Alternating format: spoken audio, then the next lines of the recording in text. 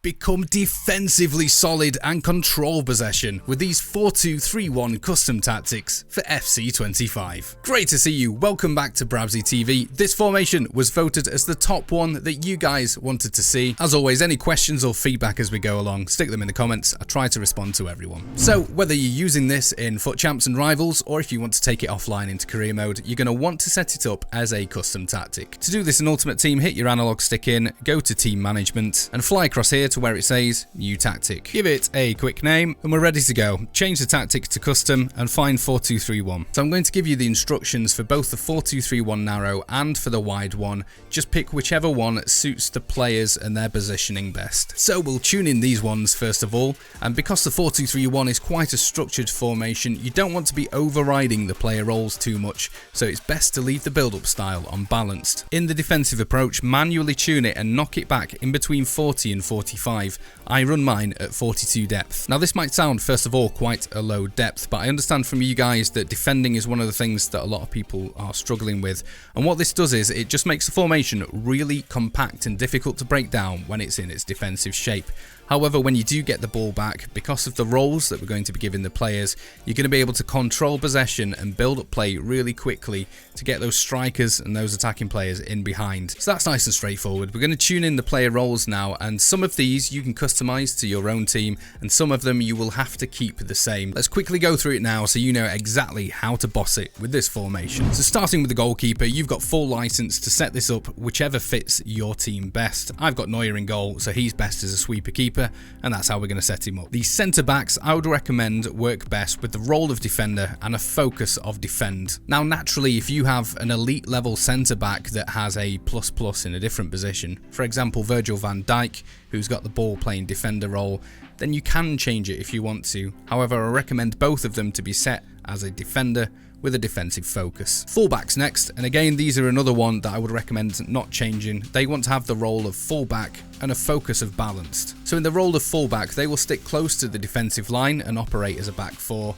and a focus of balance means they will just push forward to offer a backwards pass for our wide players without venturing too far forward, which is the entire point, keeping themselves nice and tight and compact at the back. The central defensive midfielders, you've got a bit of creative license with. I would recommend having one of them with a deep line playmaker role with a focus of roaming.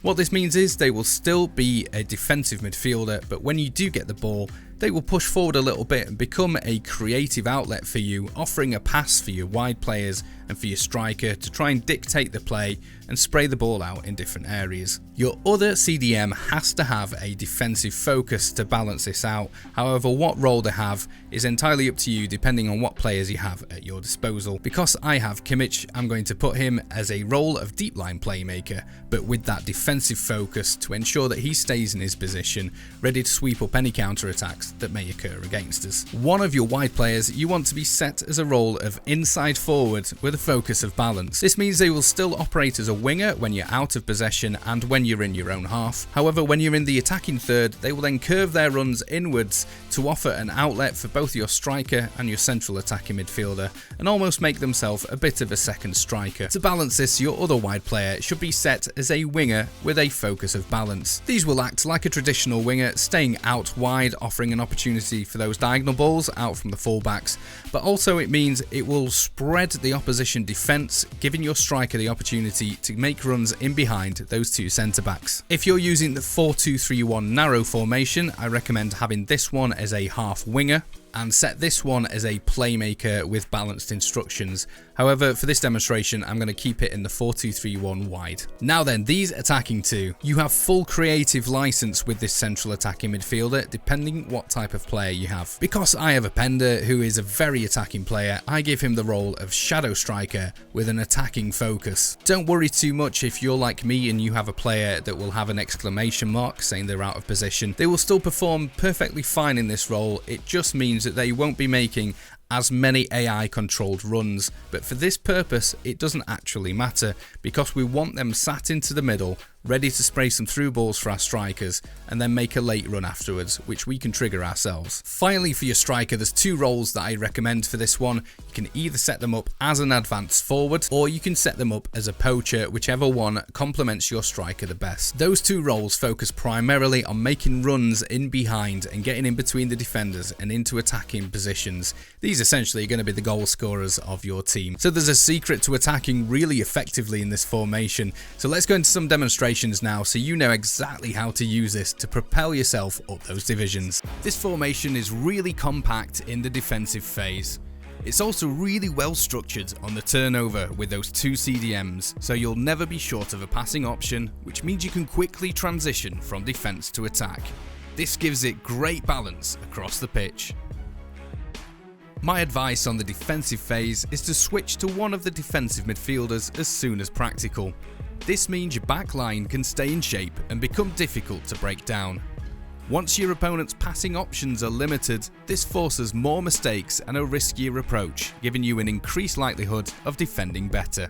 The build-up aim in this formation is to try and get the ball to the front two as quickly as possible, triggering those runs in behind with L1.